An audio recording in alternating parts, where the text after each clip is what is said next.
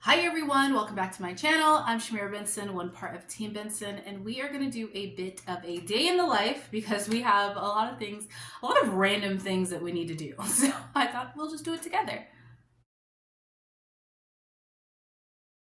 Okay guys, so first up, I need to say sorry for not being on regularly. We have been doing a lot of land shopping. It is like actually at like the forefront of our minds is to be able to find land. So we've been doing a lot of land shopping, which means a lot of out in the middle of nowhere. So fingers crossed, that's my oven. Fingers crossed that we will be able to get some soon. So I need to first go outside and pick the black cherry tomatoes because I do plan on doing a canning video, and in order for me to can them I need to gather them all. And we're starting to get really hot here in the desert too, so I'm starting to pull some things, and I think that the hornworms are going to come in pretty soon because people have been posting what is this in like the group pages, you know, like the gardening group pages on Facebook. So I'm looking for my hornworm because that plant's huge and I need it to get eaten back a little bit so that then my Armenian cucumber can come in. So let's go outside, get some tomatoes. Okay guys, so in order to can today, we need to get this thing picked clean. So we have just some of this side, a little bit left, probably over the fence line. I could probably get some more, but what's really needing to happen is like this side. As you guys can see, there are a ton of these in here. So I'm gonna get these picked clean so then we can start canning. Okay guys, oh my goodness, this is always such a crazy experience to harvest tomatoes or black cherry tomatoes. So I got this many more. I have so many black cherry tomatoes. That took me like an hour to pick. But I have so many right now. So this is the new bunch, and I still have some from the old bunch. So I am going to start canning all of these.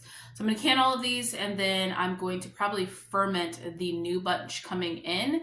And I think that we might be slowing down because I used to get like one of these and it not be all that's left on the tree, and there'd still be more. But this one, I actually cleaned the tree and it was only one.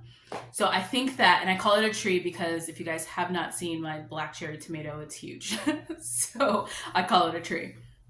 So I think that it's starting to slow down, and which is a good thing because we have a lot of black cherry tomatoes. We have 6 or 7 bags in the freezer. We're now going to have a lot jarred because we're going to can like all of these. I'm going to show you guys what we had left over too.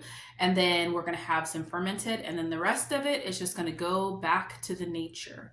Back to the nature. The hornworms can come to my yard and they can turn into beautiful moths because I'm going to leave that to them because I don't want to have to take down that thing. Because if you take it down, you can't really use it for mulch. And as you guys can see, the ones that are drying out, I actually can use those leaves for mulch in my garden because it's not going to grow another tomato plant. So I want to go see if the AZ Worm Farm has some Pakistani mulberries because we want some of those for lunch. So I'm going to go see if they have some. Okay guys, spoiler alert, they did not have any Pakistani mulberries, which are the long ones. Those things are delicious. Oh, I miss those already. But I bought starts. I don't know where I'm going to put these. Actually, I do. I know where I'm going to put them because we have space. Because now we are starting to look at our summer garden, like full-fledged summer garden. So I took some things out. I ended up taking out the Swiss chard completely because it was starting to get like powdery mildew. And I could like do all the things, like if you guys are getting powdery mildew, you can mix some milk with water and put on it. But we are getting ready to be 103 degrees. So at this point, it's like, why? And we've eaten so much Swiss chard. If you guys have been following my channel for a while, you know that we've had so much Swiss chard that I was going to can it, but I ended up giving some of it away like to some families. But we had a lot this year. Like it was an aggressive amount. So this is what I am doing because now we need to start thinking about what we're going to be doing for the rest of our summer garden, which my summer garden is pretty much in. There's just these 2 things that I'm going to add, but we got to start thinking about monsoon garden, which is coming up probably in like a month and a half. So you want to start ordering your seeds if you don't already have them. And it's usually like your beans, your melons, you could do all of your summer things again, essentially. There are particular things that I want to grow because they grow better in the desert.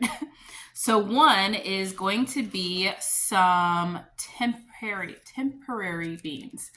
Now these, you can use them as a dry bean, and then I also think you can use them as like a regular green bean too, but you can also just use them as dry bean. This is what they're called right there. And the thing with these beans is that when you hear people talk about stuff like a Three Sisters garden, they don't mean like if you're living in the desert, you're not going to take like some Kentucky Wonders and put them on your corn because those are still going to burn up because it's 110. So you're going to want to take like something that can withstand like the hot temperatures and the desert and the drought and the full sun, all of those different things. Now, a Three Sisters garden, for those of you guys that don't know, it is there's ant on that one. It is where you're going to take, sorry guys, squishing an ant. It is where you're going to take corn. You're going to get corn to a certain level. So the other thing you don't want to do is plant your corn and your beans and your squash all at the same time, because you want them to kind of grow to where then like your beans have something to grow up. You don't want them growing at the same height at the same time. So you plant your corn first, let that kind of get to a certain height, and then you're going to plant in your beans, and you can plant your squash at pretty much any time because the squash is going to take a while to kind of flow out too. So you can plant your corn and your squash at the same time, but then plant your beans once your squash gets a certain, or your corn gets a certain height, so that then they don't outgrow it. So what I'm going to do is I'm going to take these tempeh beans, and I have 4 little sets, each have 2 in there, and I'm just going to plant them in the middle of like my corn patch. So 1 on one side, 1 on the other side, and then like 2 in like the dead center. And I'm going to let those just kind of grow up. They can grow as tall as 10 feet, but my corn can also grow, like it's probably going to grow taller than 10 feet. So that should work really well just to give that some support, so I don't have to worry about putting it on support. And then it also give it a little bit of shade because the corn is going to have like nice long leaves. Now, as my third sister, instead of putting a squash in there, I'm going to put my Minnesota midget cantaloupe in there, because you can also do melons. Whatever has like those big leaves, you can do those, like, because it's basically like a ground cover in order to kind of provide like a little bit of mulch to that area. So since mine is in a bed that is like lengthy rather than wide, because you want to do this in the wide area too, I'm going to do Minnesota midgets versus like an actual like squash. And when you do a squash, you don't want to do like a summer squash, you want to do a winter squash.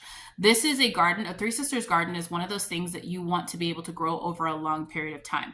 So you want a dried bean, so something like a tempeh bean or like a black eyed pea or something like that. You want a dry bean. You want corn that's going to take a while to get to where it needs to go. And then you want squash that's going to take a while to get to where it needs to go. That was a long explanation. The next thing I got were zinnias. And these ones are the State Fair zinnias. And zinnias actually do pretty well in full sun. Yeah, that's what they are.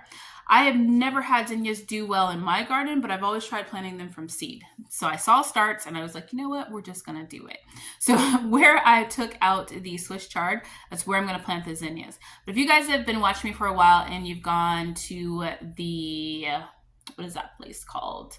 The You Pick Garden, or You Pick Farm, you see that they have a big giant row of zinnias, and it's in the middle of the summer, like 118 middle of summer, and they're just flowering and pretty and not having any issues. So I'm gonna go stick these out in the garden for right now and just let them kind of acclimate to my garden, and then we'll probably plant them tomorrow.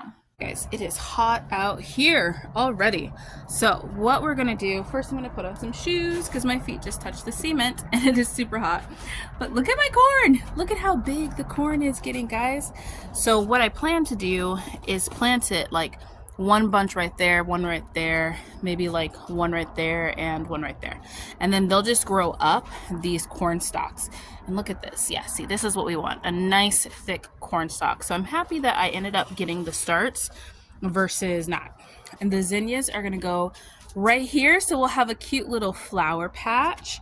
But for right now, I'm just gonna put them right here. Now guys, the other thing that I noticed is that one, I probably need some shade cloth on my cucumbers. Cucumbers probably are fine, but mainly my stevia. So I'm probably gonna put up a little shade cloth there as well as over my peppers. I did move my sweet Marconi peppers right here because they needed a little bit of shade because they were kind of suffering. And then the other thing is that my melons, I need to get them kind of going up. So what I'm going to do is I'm going to tie a string to the bottom and then tie it to the top. And then that way they'll have something to climb up because I don't want them to start getting crazy. My goal is to have them go up and then out and over. And I think that should be really pretty. None of that is going to get done right now because it is hot. We have reached that, I think it's 103 today. Yeah, we're there. So guys, these are all of the extra black cherry tomatoes. So these are the ones we didn't use from this week, which is a lot. And then these are the new ones that we picked. So I'm going to be doing this probably tomorrow because what I really need to do is start taking care of my peppers. So we have a countertop that's just been full of peppers. They're starting to dry out. I need them on a drying rack, and I need to get some of like the cayennes put together. Oh, and I need to make a like a bug repellent spray with some of these cayennes. So yeah, let's take care of this. First thing we're gonna do is get these jalapenos, the Anaheims, and the Santa Fe's into the, actually I think these ones are jalapenos, these ones are Santa Fe's, and those ones are Anaheims. One of those. See, we're already mixed up. I do know that these are serranos, but we're gonna get them all roasted. Doesn't really matter. I just grab a pepper when we need some spice. So we're gonna get them all roasted, put into the oven, and then put into the freezer. And I'm thinking these are actually jalapenos. So what these are, I don't know, guys. They're all mixed up at this point. But what I do know is that they're spicy. So this is gonna be a spicy summer. Okay guys, so I was editing this and I just realized that I never ended it. So we left off with doing the peppers, and then we got a call to see another piece of land. So we went out to go see it, and when you get back home to really late. So yeah, so I just wanted to make sure that you guys knew that we are still land shopping and what that kind of means for us too. So it means that we are going to still keep our house in the city, but we are really looking, like really actively looking for land because we do want to start getting it developed. It's cheaper to buy undeveloped land, so we are going with that, and we want to be able to take the time and be able to work and make money to be able to then invest into the land. So as we're working, we'll be putting things like wells if it needs it, septics, building our house, our gardens, all those different things, just the infrastructure for us to be able to then live out there one day, wherever out there might be. So yeah, but we will always have this home. We want to be able to have like generational housing to where then when we have children, then we can pass them down something. So it just looks like things are just so expensive, and it never seems like things are going to get cheaper. So having like properties, if you guys have a property that you can work and build, or, you know, and be able to afford both, do that. Because I know that like for me, I got this house when I was like 23, and it was during the 2008 crash. So it was a lot cheaper, but if I hadn't been able to do that, I would have not had a house. I'd probably still be living in an apartment, and apartments are so expensive nowadays, guys. So what we're trying to do is create general wealth within our family, because both me and my husband didn't come from that. So we're trying to create that. So yeah, well, that's it for the video, and I hope you guys are having an amazing day, and Shabbat Shalom to everybody that celebrates. But until next time, grow yourselves a garden, because even a small space can provide you with tons of food. Bye guys.